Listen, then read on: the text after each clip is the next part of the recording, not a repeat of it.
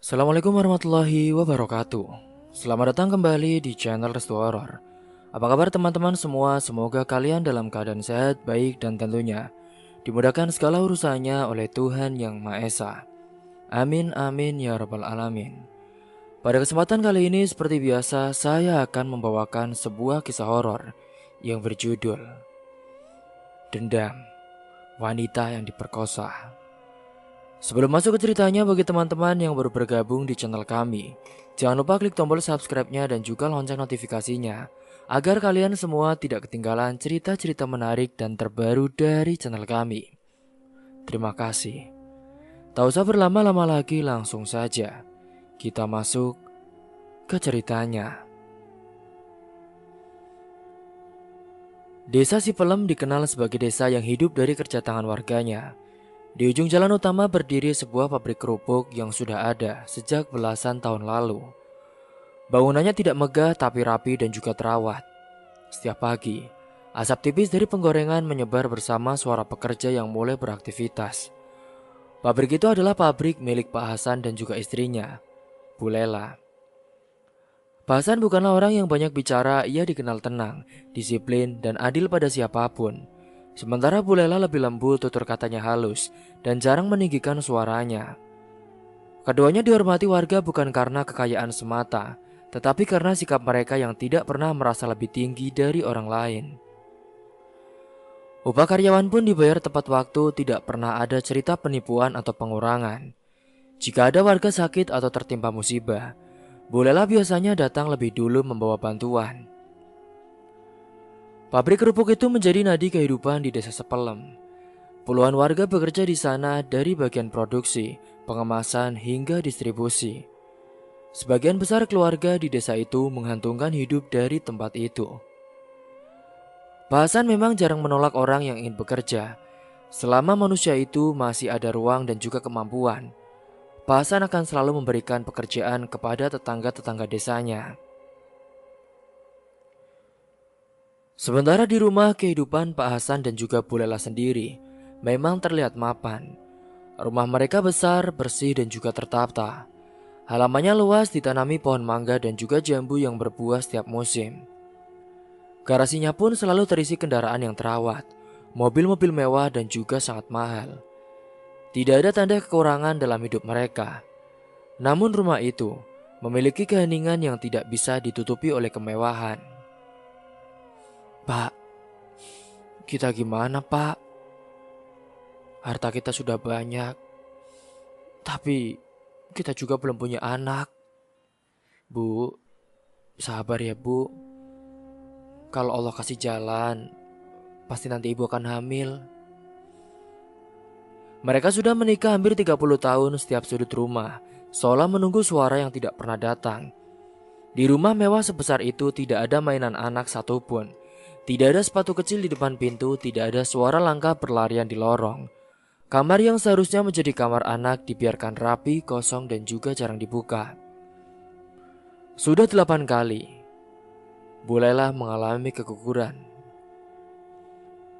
Pak Hasan dan Bu Lela pun kini sekarang tidak pernah memperlihatkan kesedihan itu ke orang lain. Mereka tetap tersenyum saat bertemu warga, tetap hadir di pengajian dan tetap menjalani hari seperti biasa. Namun setiap malam setelah rumah sunyi, perasaan-perasaan itu pun kembali hadir. Ibu pengen banget punya anak, Pak. Bu, sabar ya Bu. Usia ibu juga kan udah 47 lebih. Pak, 30 tahun loh Pak. Kita masih gagal saja. Bu, sudah kita pasrah saja sama Tuhan, sama Allah. Kalaupun memang ditakdirkan punya, usia ibu 50 tahun pun pasti akan bisa Bu. Mereka sudah berusaha dengan caranya masing-masing. Dokter sudah ditatangi sejak awal pernikahan.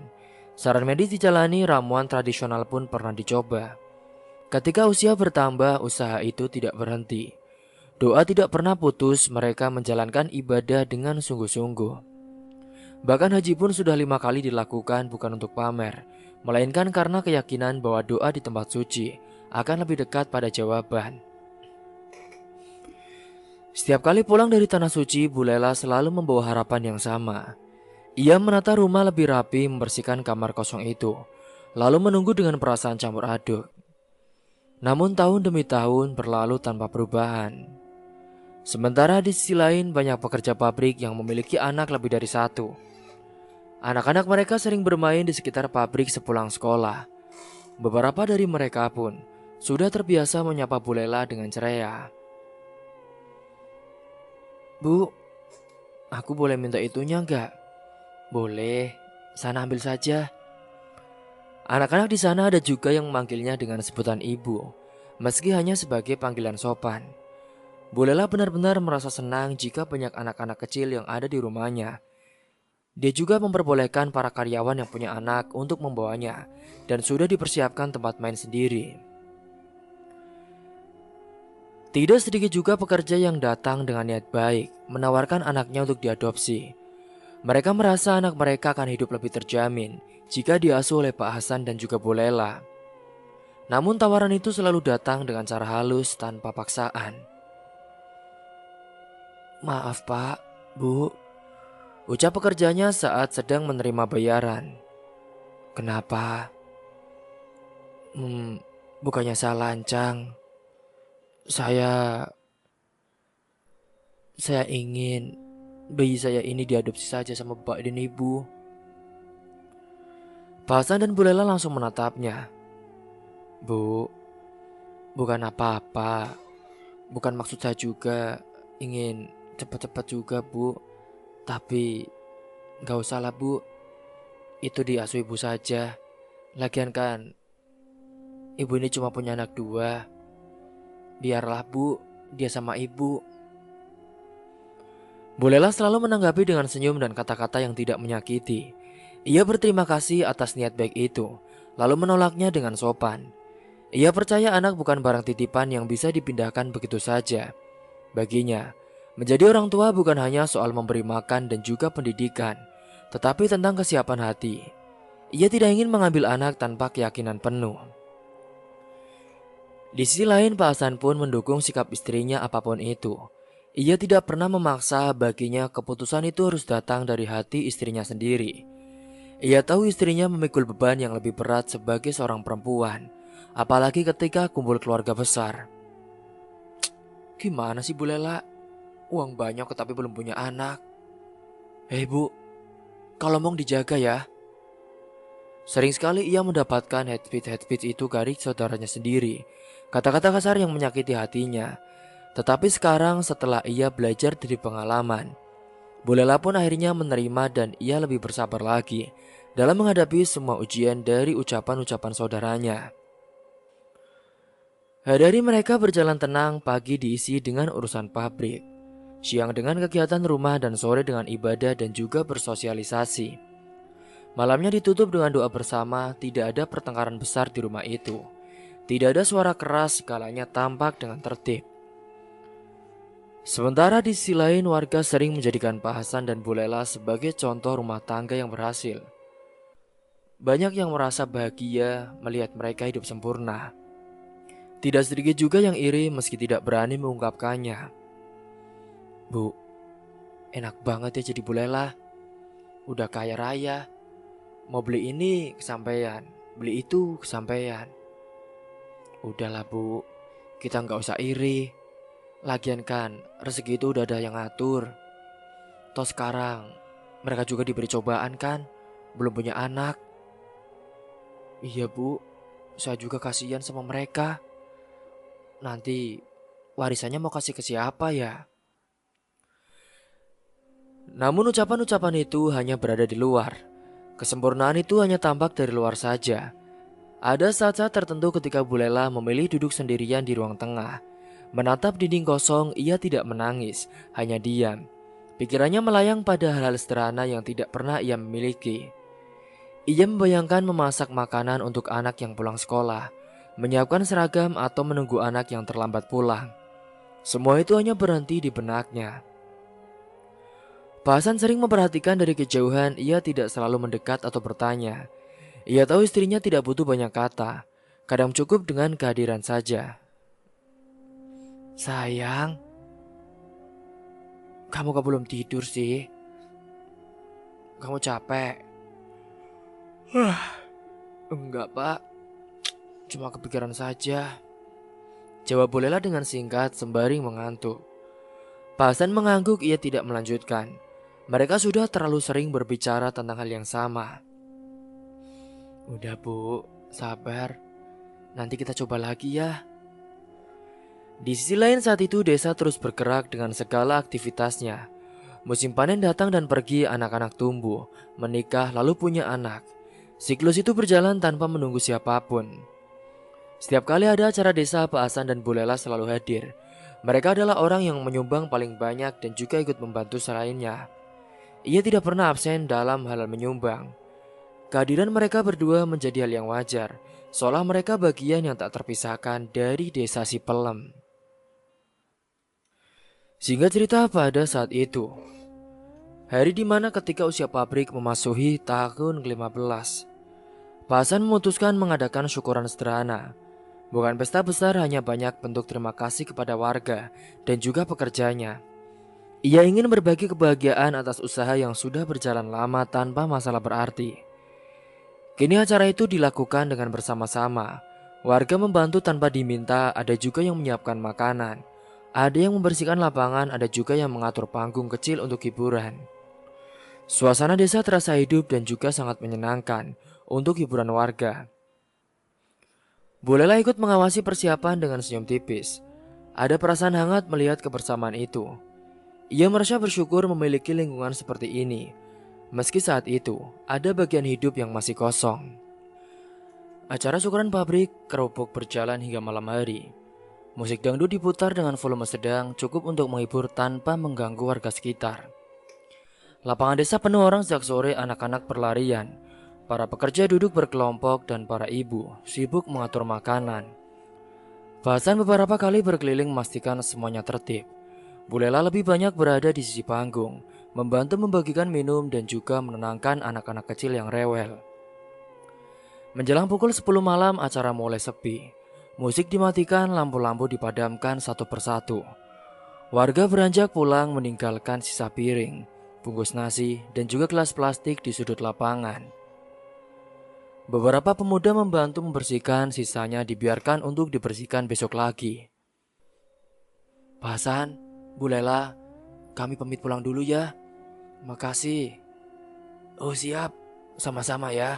Ini biar besok dibereskan. Bu Lela berdiri sejenak menatap lapangan yang kini mulai lengang. Ia merasa lega karena acara berjalan lancar. Saat hendak kembali ke rumahnya, matanya tertuju pada sosok kecil di sudut lapangan itu. Di sana ada seorang gadis remaja sedang jongkok, memunguti sisa makanan dengan tangan gemetar. Gerakannya hati-hati seolah takut terlihat. Bu Lela saat itu mendekat perlahan. Gadis itu mengenakan baju lusuh, rambutnya kusut dan tubuhnya terlihat terlalu kurus untuk seusianya. Wajahnya pucat, matanya kosong seperti sudah terlalu lama lelah. Dek, panggil Bu Lela dengan pelan. Gadis itu terkejut, tangannya refleks langsung menurunkan bungkusan nasi yang setengah terbuka. Ia berdiri setengah membungkuk, wajahnya menunduk. Maaf Bu, saya cuma lapar. Gak apa-apa. Kalau lapar, makan sini aja yang bersih. Itu kan sisa. Gadis itu tidak langsung menjawab, ia mengangguk pelan setelah beberapa detik. Seolah ragu apakah kejujuran akan membawa kepada kebahagiaan itu. Tapi Bu, saya nggak nyuri kok. Iya nggak apa-apa. Saya nggak mau nuduh kamu. Lagian, saya cuma mau bilang, sini makan ini aja yang bersih. Makasih Bu.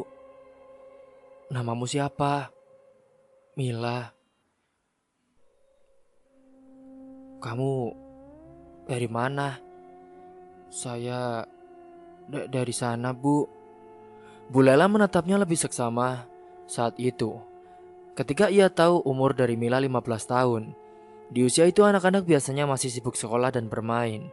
Mila berdiri sendirian di lapangan kosong, mengais sisa makanan. Orang tuamu di mana Mila? Mila terdiam, matanya langsung berkaca-kaca, tetapi tidak menangis. Ia menelan ludah sebelum menjawabnya. Mereka sudah nggak ada, Bu. Keduanya. Bapak meninggal duluan. Ibu menyusul tahun lalu, sakit. Lah terus, kamu tinggal dengan siapa sekarang, Nak? Dengan tante, Bu. Tapi saya diusir. Bolehlah merasakan darinya sesak. Diusir? Emang kenapa? Katanya saya merepotkan saja. Rumah saya pun diambil alih, Bu, oleh mereka. Padahal itu peninggalan dari almarhum ibu dan bapak. Bolehlah terdiam, ia melihat sanasi di tangan Mila. Tanpa berkata apa-apa, ia mengambil tasnya dan mengeluarkan botol air minum. Ya udah, ini minum dulu. Mila menerimanya dengan ragu, ia pun minum sedikit lalu berhenti. Lah kamu kenapa di sini, Nak? Saya nggak tahu, Bu, mau kemana lagi. Jadi, saya pingsan di pinggir jalan siang tadi. Baru sadar sore, saya dengar ada acara. Saya nggak tahu ini di mana, Bu. Yang saya ingat, saya dimarahin tante saya. Terus saya dimasukin mobil. Dan bangun-bangun saya sudah ditinggal, Bu. Bule laki ini tidak bertanya lebih jauh, ia mendekat dan memeluk Mila tanpa banyak kata. Tubuh gadis itu kaku sesaat lalu melemas. Untuk pertama kalinya, air mata Mila jatuh. Sementara di sisi lain, Pak Hasan yang sedang berbincang dengan beberapa pekerja melihat Bu Lela berdiri lama di sudut lapangan. Ia mendekat dengan langkah tenang saat itu. Kenapa, Bu? Ini loh, Pak. Ini anak kasihan. Pak Hasan menatap Mila, ia langsung memahami situasinya dari raut wajahnya. Kamu gak apa-apa, Nak. Mila mengangguk tapi tangannya masih gemetar. Pak Hasan berkata singkat pada salah satu pekerja. Man, sini. Tolong ambilkan jaket dari mobil. Ia lalu menoleh ke Bu Lela saat itu. Kita bawa pulang dulu saja ya. Iya gak apa-apa. Bu Lela pun saat itu mau cepat, ia menggenggam tangan Mila erat, seolah takut anak itu akan menghilang jika dilepas. Malam itu Mila dibawa ke rumah Pak Hasan, ia dimandikan, diberi pakaian bersih dan juga disuguhi makanan hangat. Mila makan dengan pelan menahan diri, seolah takut dianggap rakus. Bu Lela memperhatikannya tanpa mengomentari. Kamu tidurnya di sini ya, gak perlu takut. Anggap saja ini rumah kamu. Iya, Bu, terima kasih. Di sisi lain saat itu Pak Hasan menghubungi kepala desa untuk melaporkan keberadaan Mila. Ia tidak ingin ada masalah di kemudian hari. Kepala desa pun menyarankan agar Mila dirawat sementara sambil dicari solusi terbaik. Hari-hari berikutnya Mila tinggal di rumah Pak Hasan dan juga Bu Lela. Ia jarang bicara, lebih sering membantu pekerjaan ringan tanpa diminta. Setiap pagi, ia menyapu halaman, siang hari pun ia membantu di dapur. Malamnya ia tidur cepat tanpa banyak suara. Bu Lela memperhatikan semua itu, ada rasa hangat yang tidak pernah ia rasakan sebelumnya. Rumah besar itu terasa sedikit lebih hidup meski Mila tidak banyak bicara. Beberapa hari kemudian, kini Pak Hasan mengajak Mila berbicara di ruang tamu. Kamu sekolah, Nak? Saya nggak sekolah, Pak. Udah berhenti. Loh, kenapa? Nggak ada biayanya. Pak Hasan mengangguk, ia menoleh ke Bu Lela yang sejak awal mendengarkan dengan wajah tenang. Kami tidak ingin memaksa kamu, tapi kalau kamu mau tinggal di sini, ibu dan bapak akan urus semuanya. Emangnya boleh, Bu? Boleh, nggak apa-apa. Keputusan itu tidak diambil dalam satu malam. Kini Pak Hasan dan Bu Lela mengurus administrasi, berbicara dengan pihak desa dan memastikan semua berjalan sesuai aturan. Mila kini pun resmi menjadi anak asuh mereka, lalu diadopsi secara sah. Sejak saat itulah kehidupan rumah besar di desa Sipelem berubah pelan-pelan. Bu Lela sering duduk memandangi Mila dari kejauhan. Ia tidak berlebihan menunjukkan kasih sayangnya. Ia hanya memastikan Mila merasa aman. Pak Hasan pun sama, ia menjaga jarak yang cukup, memberi ruang tapi selalu siap jika dibutuhkan. Mila tumbuh di rumah itu tanpa tuntutan, ia tidak diminta menggantikan apapun yang hilang. Ia hanya diminta menjaga dirinya sendiri dan juga menjadi orang yang ia diinginkan. Di balik keramaian desa dan juga kesibukan pabrik, tidak ada yang menyadari bahwa pertemuan sederhana di sudut lapangan itu telah mengubah arah hidup banyak orang. Waktu berjalan tanpa banyak perubahan yang terlihat dari luar, tetapi di dalam rumah Pak Hasan dan juga Bu Lela, kehidupan bergerak pelan ke arah yang berbeda. Mila tumbuh menjadi gadis yang tenang. Ia jarang bicara jika tidak perlu. Ia juga tidak pernah meminta apapun dan selalu mengucap terima kasih atas hal-hal kecil. Setiap pagi ia bangun lebih awal, membantu Bu Lela menyiapkan sarapan, lalu merapikan rumah sebelum berangkat dengan kegiatannya sendiri. Pak Hasan dan Bu Lela tidak pernah menuntut Mila menjadi apapun. Mereka menyediakan pendidikan, pakaian yang layak, dan ruang hidup yang aman baginya. Namun Mila selalu memilih hidup sederhana. Ia menolak memakai perhiasan, tidak tertarik pada pakaian mahal, dan jarang keluar rumah jika tidak ada keperluan. Ketika usianya menginjak 21 tahun, kini Mila menyampaikan niatnya untuk bekerja. Bu, Pak, saya ingin bekerja saja. Saya ingin usaha sendiri, Pak. Emangnya kenapa, Mila? Kamu ini kan gak kekurangan apa-apa di sini. Ibu juga gak apa-apa kok kalau kamu bantu-bantu aja di pabrik. Enggak, Bu. Saya ingin punya pegangan sendiri, biar gak bergantung pada ibu dan bapak. Pak Hasan mendengarkan tanpa memotong. Memangnya kamu ini mau kerja apa, Nduk? Jualan jamu aja, Pak. Saya sudah belajar dari dulu. Kamu serius? Iya, Bu. Ya sudah, kalau itu yang kamu mau, Ibu bantu dan juga Bapak. Pak Hasan kini membantu tanpa banyak bicara. Ia membelikan motor bekas yang masih layak dan juga membantu merakitkan gerobak kecil di belakangnya. Tidak besar, hanya cukup untuk botol jamu dan juga peralatan sederhana. Mila berterima kasih lalu mulai berjualan keliling desa. Setiap pagi, Mila berangkat dengan pakaian sederhana, rambutnya diikat rapi, wajahnya bersih tanpa riasan berlebihan. Ia menyusuri jalan desa, berhenti di kebun, di pinggir sawah dan juga di dekat bengkel. Suaranya pelan saat menawarkan dagangan. Ia tidak memaksa, tidak juga memanggil dengan keras.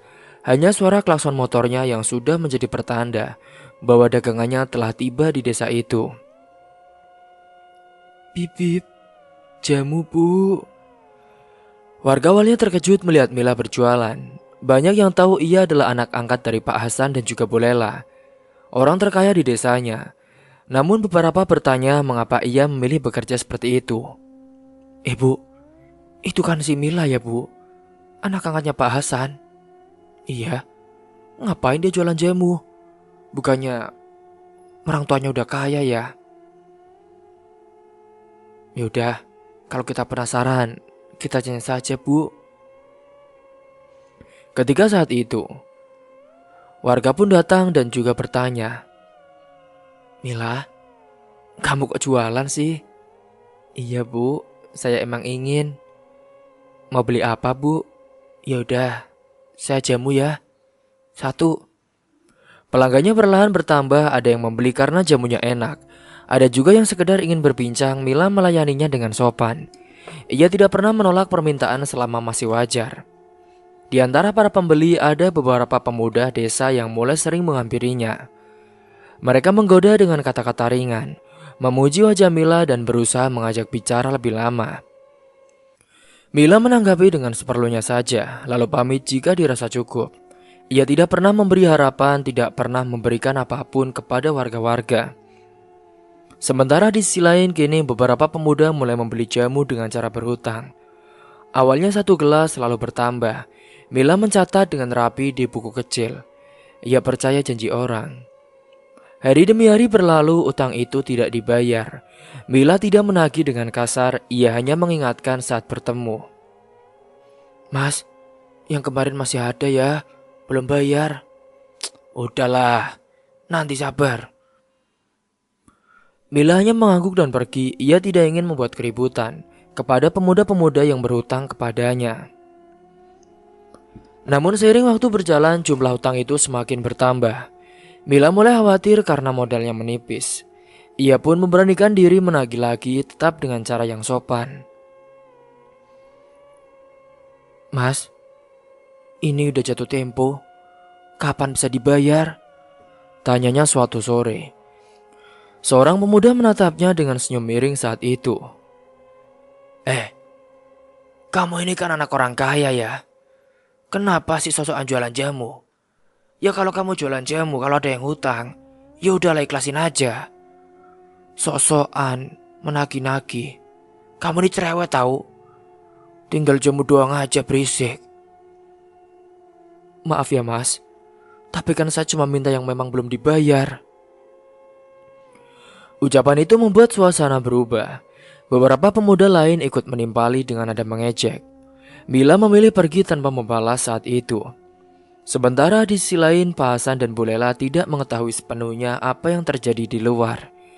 Mila tidak pernah bercerita, ia pulang seperti biasa, membersihkan diri lalu membantu di rumah. Ketika sampai di rumah, Bu Lela pernah bertanya, "Duk, gimana jualan jamu? Kamu capek?" "Enggak bu, aku senang. Soalnya bisa bantu-bantu juga, enggak cuma hanya di rumah." Pak Hasan melihat kelelahan di wajah Mila, tetapi ia memilih tidak mendesak. Hari-hari berikutnya ejekan berubah menjadi sindiran. Saat Mila lewat ada yang bersiul, ada juga yang tertawa. Mila tetap berjalan tanpa menoleh. Ia fokus pada pekerjaannya saat itu. Suatu siang saat ia sedang berjualan jamu, salah satu pemuda mendekatnya terlalu dekat. Cantik, kenapa sih jualan? Di rumah kan enak," katanya. "Saya mau kerja mas." "Kerja sama siapa saja kan bisa. Emangnya kenapa harus jualan jamu?" "Mas, maaf ya mas. Jangan ganggu saya lagi." Tunggu dulu dong. Saya kan mau minta jamunya, biar saya kuat tahan lama." Mila tidak menjawab, ia pun segera pergi. Sejak saat itulah suasana berubah. Mila mulai merasa tidak aman saat berjualan di beberapa titik. Ia menghindari tempat-tempat tertentu, memilih rute yang lebih sepi. Ia pulang lebih cepat dari biasanya. Bu Lela pun menyadari perubahan itu saat itu. "Dok, kamu kenapa sekarang sering pulang cepat? Wajah kamu kelihatan pucat juga." "Panas bu." "Oh, ya sudah, kamu istirahat dulu aja." Bu Lela tidak pernah memaksa, ia percaya Mila akan bicara jika siap. Sementara di sisi lain kini beberapa pemuda mulai membicarakan Mila dengan nada yang berbeda. Bukan lagi dengan sekedar kagum tetapi penuh kesal. Mereka merasa dipermalukan karena ditagih utang terus-menerus. Mereka juga tidak terbiasa diminta bertanggung jawab oleh seorang perempuan yang mereka anggap lemah. "Kurang ajar nih bos. Bisa-bisanya si Mila itu berani nagih utang kita. Padahal kan dari dulu di desa ini gak pernah ada gitu wanita yang berani maksa kepada kita." Kurang ajar memang perempuan itu. Padahal kan orang tuanya itu orang kaya banget. Sok-sokan jualan jamu. Biar apa sih? Gimana nih bos? Kemarin aja gue dipermaluin bos. Gue dihina-hina di depan warga karena gue gak bisa bayar. Ya udah, kita kasih pelajaran aja.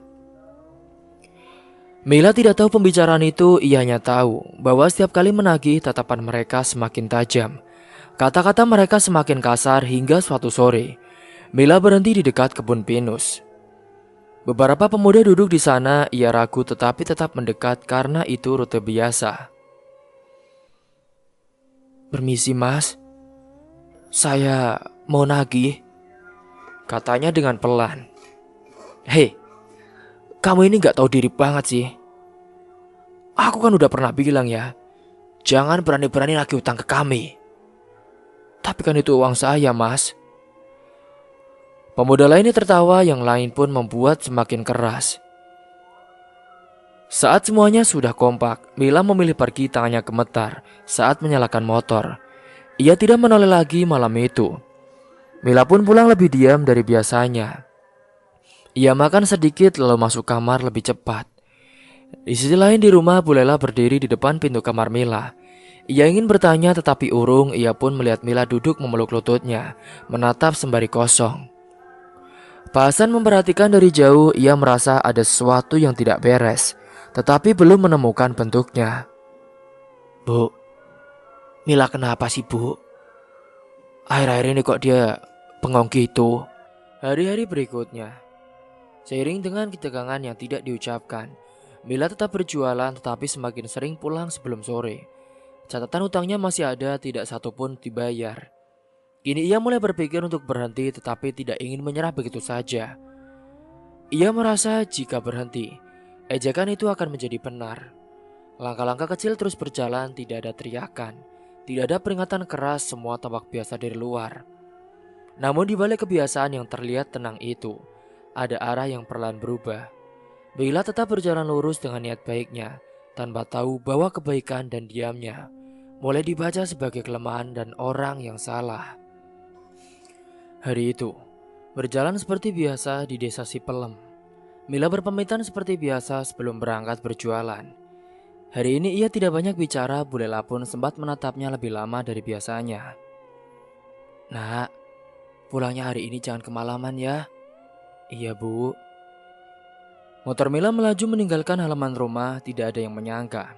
Itu adalah terakhir kalinya Bu Lela melihat punggung anak itu dalam keadaan utuh. Sementara di sisi lain beberapa pemuda berkumpul di belakang bengkel tua dekat kebun pinus. Mereka sudah lama merasa tersinggung. Bagi mereka, Mila telah mempermalukan nama mereka dengan berani menagih hutang dan tidak lagi bersikap ramah. Dalam pikiran mereka, sikap dia Mila selama ini dianggap sebagai kelemahan.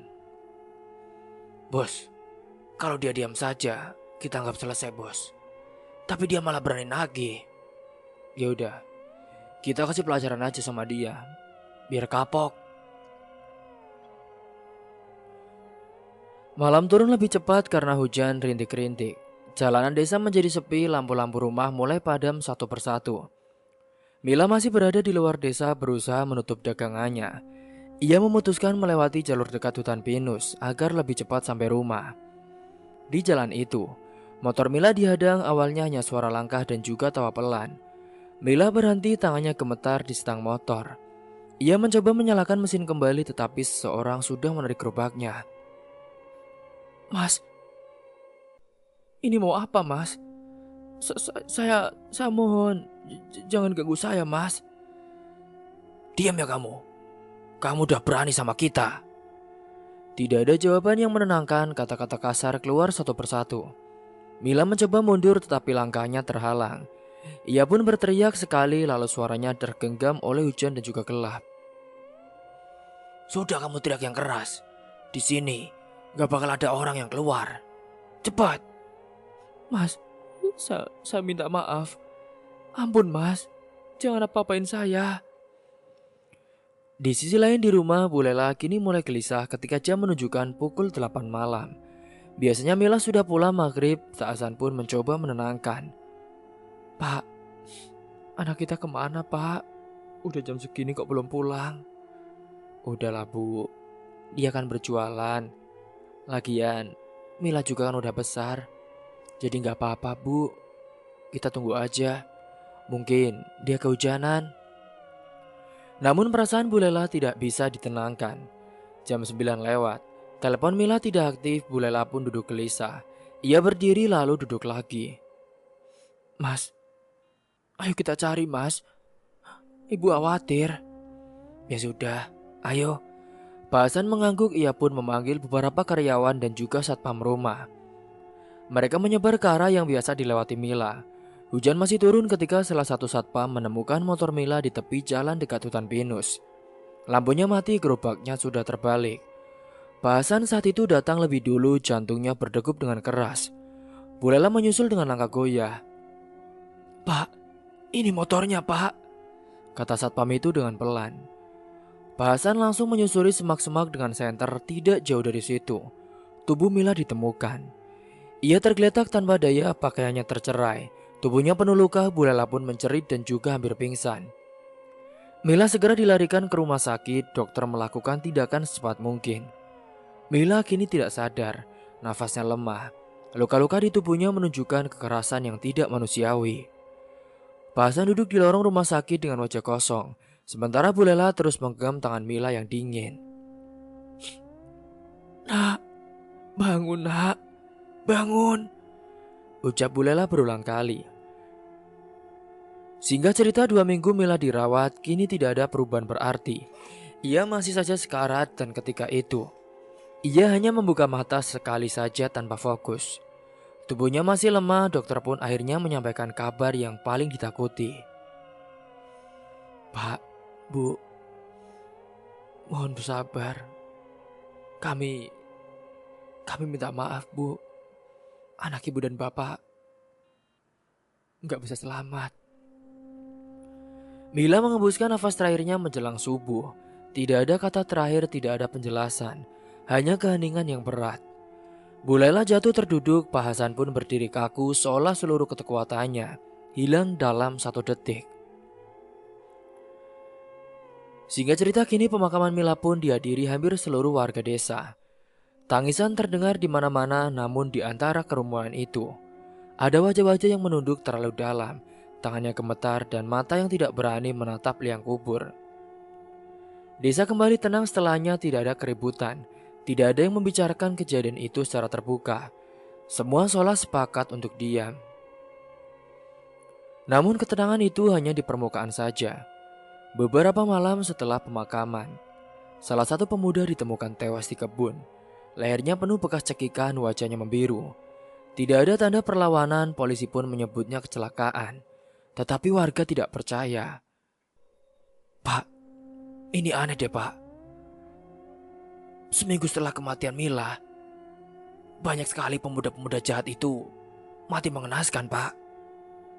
Apa jangan-jangan?" "Udahlah, kita nggak usah membicarakan yang hal itu. Lagian, Mila kan udah nggak ada. Kita doakan saja semoga dia tenang." Singkat cerita, beberapa hari kemudian, banyak pemuda-pemuda lain tewas di pabrik kerupuk. Kepalanya remuk di mesin pres, tidak ada saksi. Mesin itu seharusnya tidak bisa berjalan sendiri. Namun, kini desa mulai resah, bisikan menyebar. Nama Mila disebut-sebut dalam doa dan juga ketakutan. Malam-malam di desa Sipelem menjadi sunyi, orang-orang pun memilih pulang lebih cepat. Lampu rumah dipadamkan lebih awal. Satu persatu pemuda yang terlibat mengalami kecelakaan dan juga kematian dengan cara berbeda. Ada yang ditemukan tergantung di hutan pinus. Ada juga yang jatuh dari ketinggian tanpa sebab yang jelas. Tidak ada yang selamat dari teror Mila. Setahun berlalu saat ini. Singkat cerita, hari itu rumah Pak Hasan pun dipenuhi orang untuk tahlilan 1 tahun Mila. Doa dibacakan dengan khusyuk, nama Mila disebut dengan suara lirih. Sementara Bu Lela duduk diam, wajahnya pucat. Beberapa hari terakhir ia sering merasa lelah dan juga mual. Pak Hasan memaksanya memeriksakan diri ke dokter sebelum acara doa. Dan tepat di usianya yang ke-48, hasilnya di luar dugaan. "Bu, ini hamil, Bu. Ibu hamil." "Yang benar, Dok." "Iya." Bu Lela terdiam, Pak Hasan memegang kursi agar tidak jatuh. "Selamat ya, Bu. Usia kandungannya masih muda. Ibu akan punya anak." "Alhamdulillah, Pak. Akhirnya doa kita, Pak." Berita itu tidak langsung diumumkan. Pak Hasan dan Bu Lela menyimpannya hingga acara doa selesai. Kini saat itu, singkatnya beberapa bulan kemudian kabar itu sudah tersebar. Warga terkejut, sebagian tidak percaya, sebagian lagi menganggapnya sebagai keajaiban. Karena memang usia dari Bu Lela yang sudah tidak muda. Kini, 9 bulan berlalu pada malam kelahiran anak itu. Hujan turun pelan seperti malam Mila pergi. Tangis bayi terdengar memecah keheningan rumah besar yang lama kosong. Di saat yang sama saat itu, kini, doa untuk Mila dibacakan bersamaan dengan doa kelahiran anak dari Bu Lela dan juga Pak Hasan. Kini Pak Ustadz pun menyimpulkan bahwa di balik setiap kesedihan pasti ada kebahagiaan. Dan itu adalah ganti dari kehilangan Mila. Kini setelah kematian para pemuda itu, arwah Mila pun sudah tidak pernah memunculkan lagi di desa. Warga kini hidup bahagia tenang tanpa gangguan dari preman-preman yang hanya menyusahkan warga kecil. Cerita pun tamat. Semoga dari kisah ini kalian semua bisa mengambil hikmah dan pelajaran. Terima kasih telah menyimak kisah ini sampai habis. Akhir kata dari saya, kurang lebihnya mohon maaf apabila ada salah kata. Wassalamualaikum warahmatullahi wabarakatuh.